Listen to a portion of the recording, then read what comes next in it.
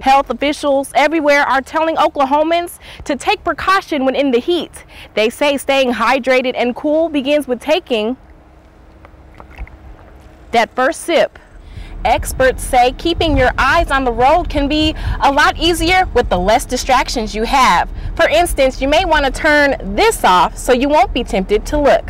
Mr. Cagle says out of the 7 signs he didn't recognize, 5 of them were from roofing companies from out of state, and he wants to make sure that homeowners aren't getting scammed. We are here at the state capitol where an Oklahoma lawmaker wants to make it illegal for a sex offender to live with a minor. That's why Del City is asking for a $3 million bond issue. Reporting in Del City, Danielle Skinner, Eyewitness News 5. Tucked inside a makeshift laundry room in the tornado-stricken town of Piedmont, these Freedom Church members are on a mission. They're packing the car and dropping off a special package to people who never really thought it'd be the little things they'd miss most. We got our clothes back and they're clean now, and there's nothing better than your own clean laundry. This storage room is all that's left after Guy and Michelle England lost their home. On to the next house. Michelle Wagaman is a dispatcher for Piedmont. I've lost everything, obviously, except I have my life, my daughter's life. Take a look at this. Now, this is what kept a family alive when everything else was blown away. Even though much of Piedmont is destroyed, the sense of community is not. 3 waitresses joined together for a benefit barbecue to feed hungry tornado victims and volunteers. We're not really an organization. We're just normal people helping people. They had no idea the cookout would turn into this, a massive donation site, people dropping off toiletries, bedding, money, and someone even donated a trailer home. Typical Oklahoma, you know, get knocked down, and typical Oklahomans somehow find a way to pick themselves back up, and I think that's typical for Americans in general. Although many homes were knocked down, hope still stands. It's the people who will rebuild the structures and each other. Danielle Skinner, Eyewitness News 5. Edmond police cracked down on not 1 but 2 drug busts in the same week, both near Memorial High School. And people like Peyton McGrew don't want drugs anywhere near their kids. I mean, it's a big deal. I have twin girls. I don't want people doing drugs and stuff. But thanks to an anonymous phone call, police found marijuana in this apartment complex, less than 2,000 feet from Memorial High School. Edmond police say the law is the law. They don't want drugs near their schools, whether school is in or out. In this house behind the school, police arrested 4 people for possession of drugs and a loaded gun.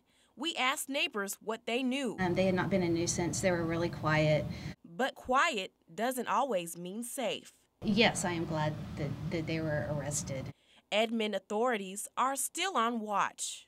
We just really want people to know that we are out there working. If you see something unusual, if you think there's drug activity in your neighborhood, please give us a call. And police say you can remain anonymous. Danielle Skinner, Eyewitness News 5. When a Los Alamos fire threatened their New Mexico home, they fled, then drove for Oklahoma to stay with family.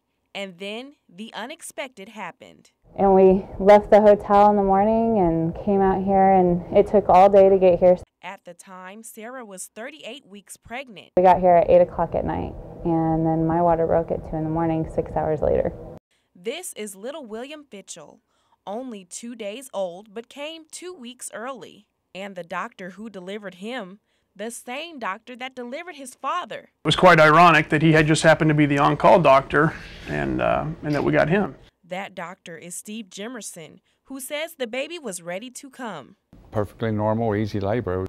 Fortunately, this family's home and belongings are safe, and now another precious gift belongs to them. Danielle Skinner, Eyewitness News 5.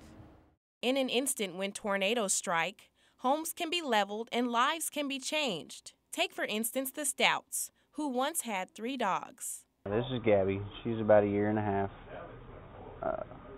And Snuggles was about 8 months old. And Jack was right at 2. On the day of the tornado, Brian and his wife were working right here in Oklahoma City. They heard the tornadoes were headed to Newcastle, so they went to protect their children and pets. They all survived, but weeks later, they lost the lives of their dogs in a much more unexpected way.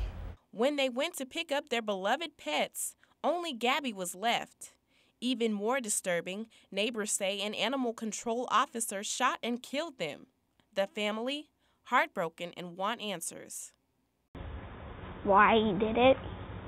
Other Newcastle residents tell a different story. Well, they wouldn't let me in there. I guess they were showing some territorial dominance, didn't want me back there. Matt Estep isn't showing his face, but is sharing what he saw. At that point, that's when I called Newcastle PD. This family, now suffering from multiple losses, says safety could have been handled another way. I want to know what happened. I want to know why he felt the need to shoot him rather than to do his job and put him in the kennel. Because on their website they say that, a violent dog should be quarantined for 10 days. I mean, that's pretty much everybody's policy, and it's on their website. So for them to not know what they were supposed to do is just a blatant lie. Yael Skinner, Eyewitness News 5.